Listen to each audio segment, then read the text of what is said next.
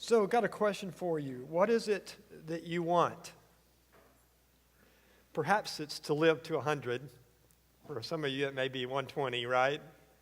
100's getting closer. How about, do you want a better life? Some of you want a new home. Some of you want a new car, to win the lottery, a new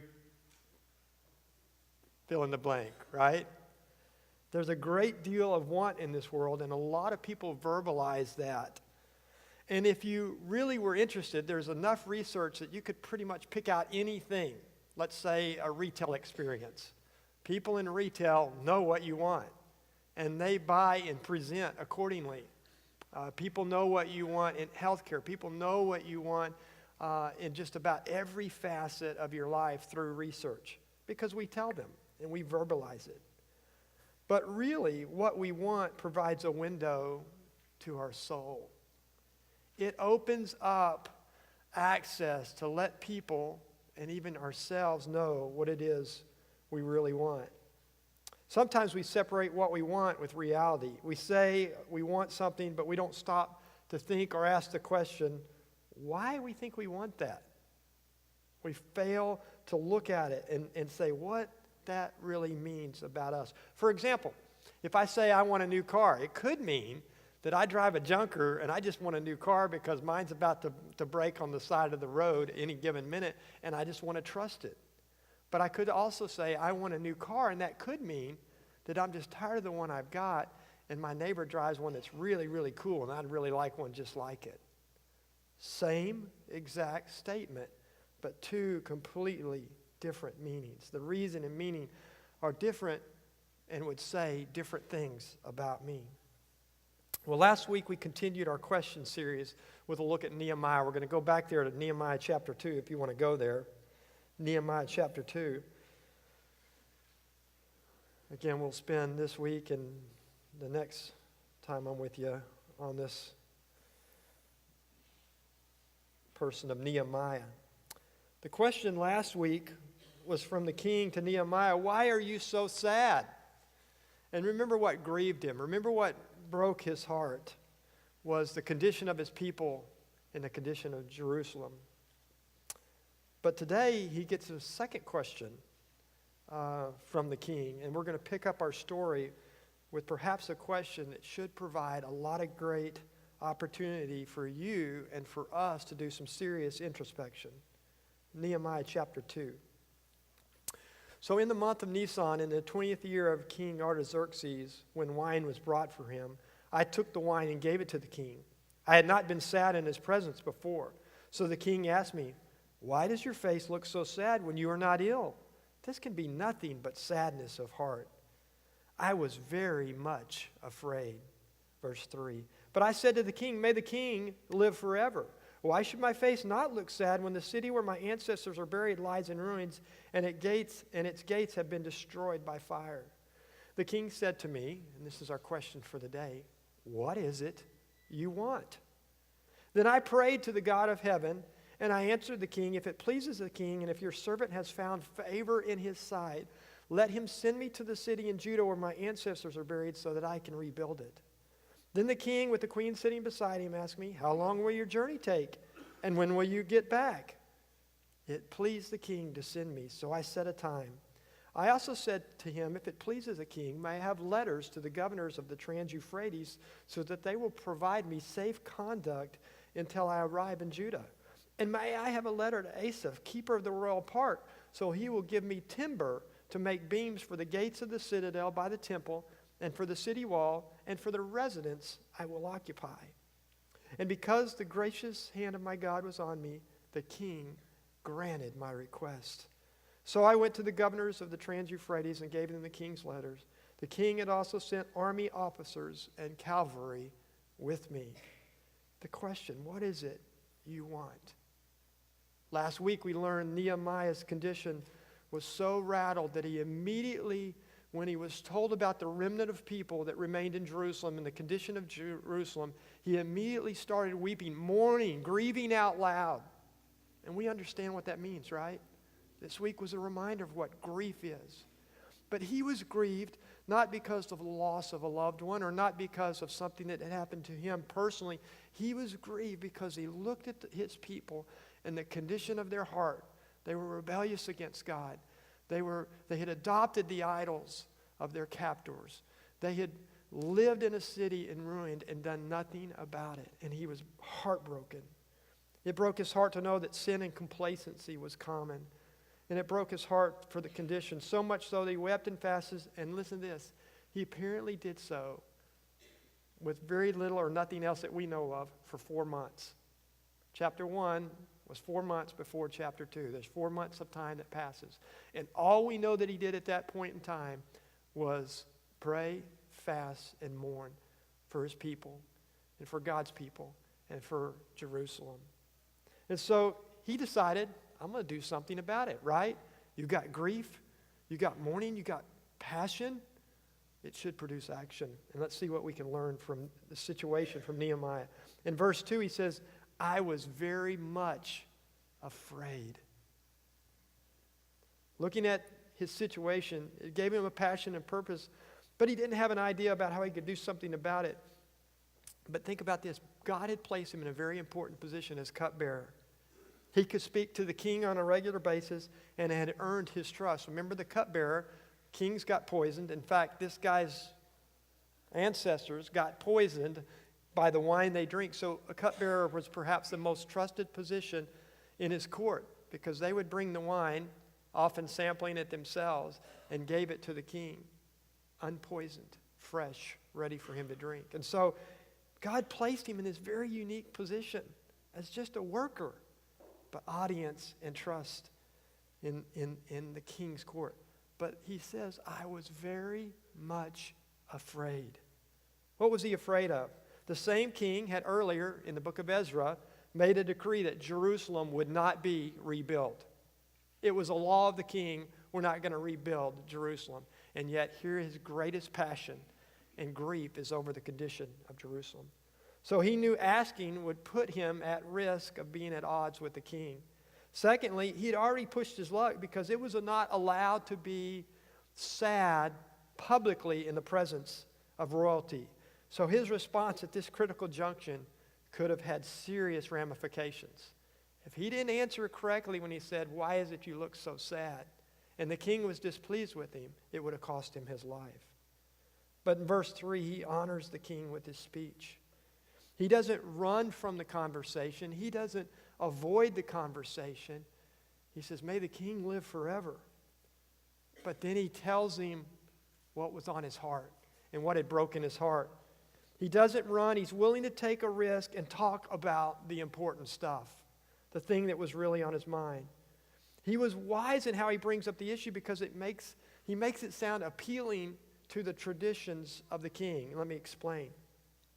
His words were, he said, the city where my ancestors are buried lies in ruins. Jerusalem's destroyed. He could have just said, hey, Jerusalem's destroyed and I want to rebuild it, because that was what it was in his heart. But the culture of the king then, as it is today, in that culture, the burial of your ancestors is very, very, very important. How you handle the body of the dead is paramount in that culture. And so he appeals to the king in an area that he knows will resonate with the king. He uses his brain. He uses what God has given him, some wisdom. He's prayed. Remember, he prayed and fasted and asked God for direction. And God obviously gave it to him because when he's at the really tipping point of this conversation, he says, the place where my ancestors lies is in ruins. It's very, very important. If the tables were turned on the king and the king was asking, this would be very, very important for him. So it gave him the ability to begin a dialogue in a way that worked and didn't put him in jeopardy. He makes two clear statements that's huge. If it pleases the king, and if I have found favor. Imagine for a minute how this must have sounded. At the end of the day, he was dependent on pleasing God, yes, but it was also important for him to find favor and please King Artaxerxes. In verse 4 it says, he prays for just a moment. He'd already spent 4 months praying, and when the time came to really throw it out there, he says He takes just a moment because he knew he was on the precipice, potential disaster, right? And he prayed. Look what he does. He asks for the moon. I love this. This should challenge you. He asked for the moon.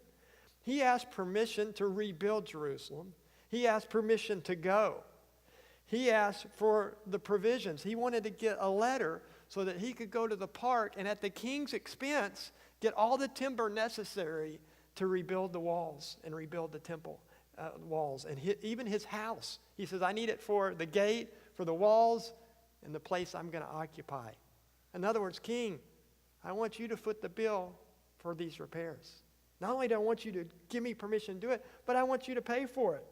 And furthermore, I want you to give me a letter of protection so that as I'm traveling to Jerusalem, nothing bad will happen to me. That I will have the stamp of approval from you, who, by the way, said it was against the law to rebuild Jerusalem. He asked for the moon. Good stuff. But how does it affect us? How does it apply to our situation? Well, let me review kind of where we were last week and what we learned last week, okay? If you're here for the first time, I won't go all through this, but basically we took a snapshot of where we are as a church, where we are as an association, the Southern Baptist and the Washington-Madison Association. And we learned a few things about us. For example, this church, Almdale Baptist, in the last couple of years spends somewhere between $75,000 and $100,000 per baptism. Let me repeat that. We take all the revenue we in and divide it by the number of people we baptize. We spend about $75,000 to $100,000 per year to baptize one person. We live in a town that has about 45,000 people who have said to the government that they claim no religious affiliation.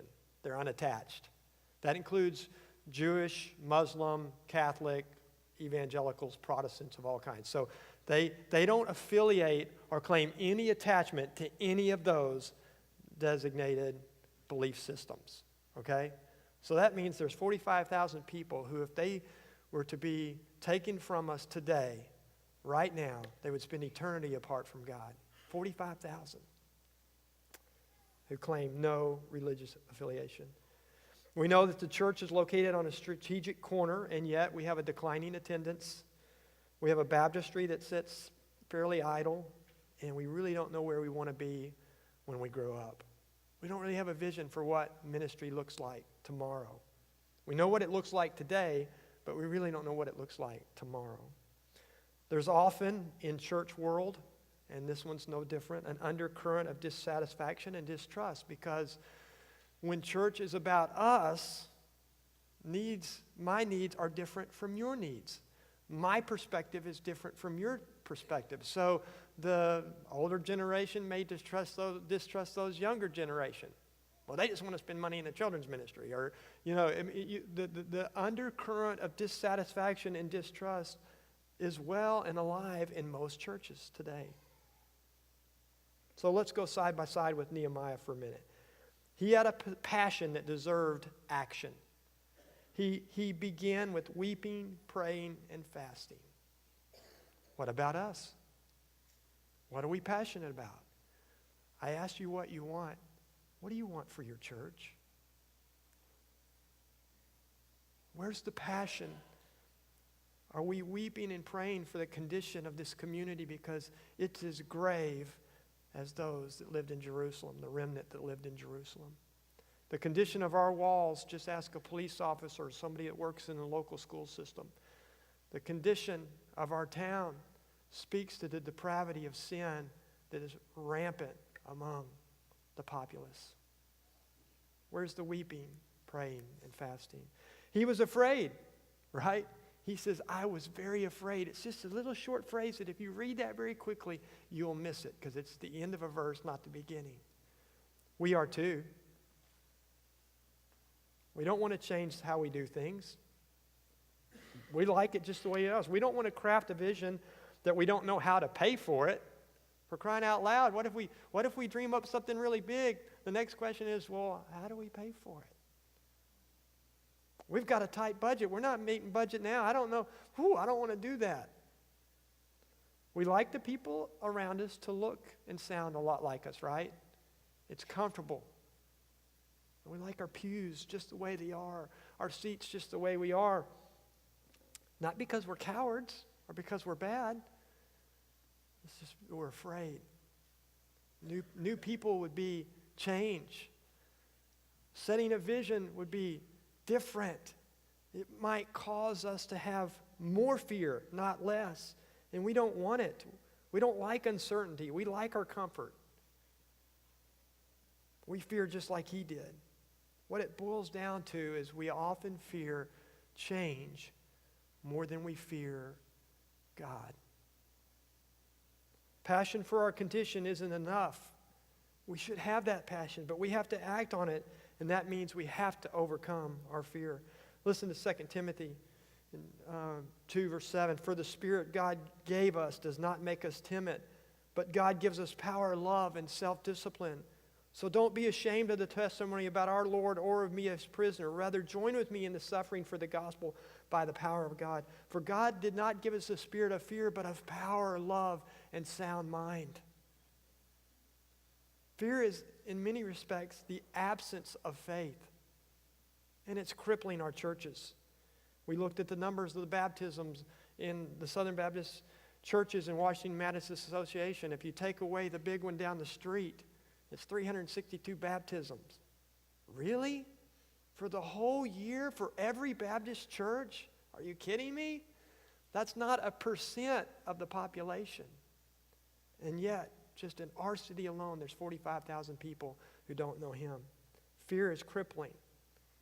We should be on our knees asking God not to let it be so in this church. God, we want to be different. Although Nehemiah was overwhelmed with grief for their situation, he knew he had to honor the king. He honored him in his presence. May you, O king, live forever. He honored him. He didn't bring dishonor to him.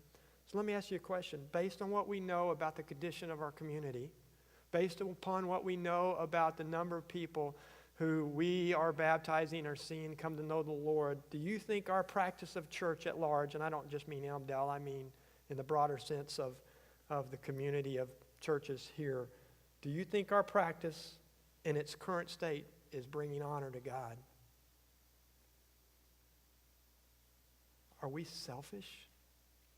On a practical level, do we as Christians stop to honor God with our speech? Because that's exactly what Nehemiah was doing.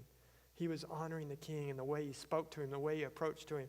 And I think that begs for us to say, God, part of our problem with our effectiveness in the community is we don't honor God with our speech outside of these four walls. We carry a different language with us into our neighborhoods. And some of it's just our lack of action or our lack of passion. Nehemiah demonstrates to us the absolute need to talk about the important stuff. Church practice often involves talking around an issue. We're really good at it. Or having side conversations, but really failing to deal with the important conversations as a whole. I was in a business meeting at my own church a couple Sunday nights ago, and I had a couple people come to me and make comments to me about what we were talking about. And I finally just said in a setting of about 150 people in a business setting, you're not being honest. You're talking around the issue. We're grown adults here. Speak up. We're very good at speaking around the issue, but we're very bad at talking about the important stuff that will make a difference. We got to be about that. Think about Nehemiah standing before the king, completely dependent on his favor, at the risk of losing his life. We're not even at the risk of losing our lives, and we fail to talk about the important stuff. Honest dialogue costs us something, but it's actually imperative that we do it. Here's another thing to take away. He said if it pleases the king, what we need to do as a church to rectify the slide. What do we need to do? What do we need to do as a church to stop the decline in attendance? What do we need to do to increase those coming to know the Lord and increase our impact on the lost people of Springdale? What is it? What do we need to do to please God? We know that he says taking care of the widows and orphans is pure and undefiled religion. We know that he says go, and most people think go is the imperative, but the real imperative is make disciples. We know those things please God. And yet a lot of times we relegate those tasks to someone else. We need to be bold. We need to be actively using our gifts. We need to use our resources, and even then some. We need to be aggressive. The stakes are high. Passivity is killing leadership. It's killing homes.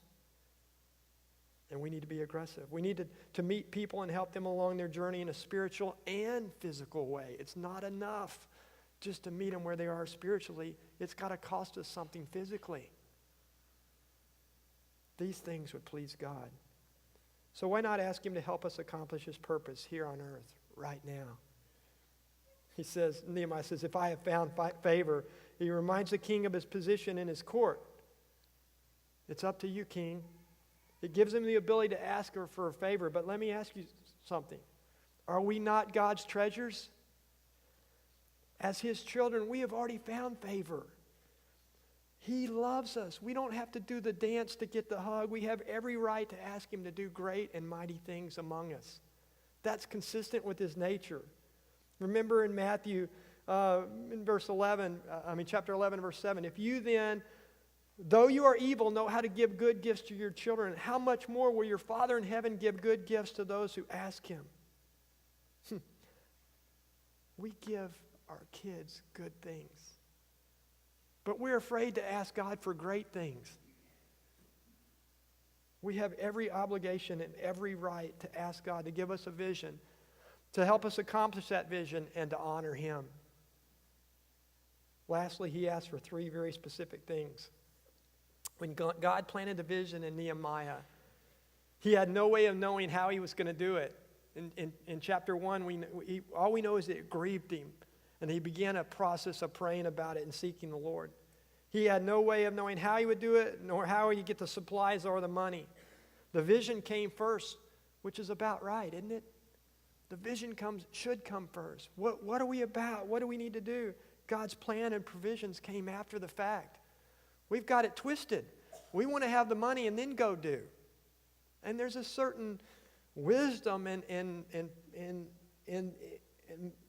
making strong strategic business decisions. But the real wisdom is trusting God to help us accomplish his plan. He asked 3 things. He asked for permission, and he got it.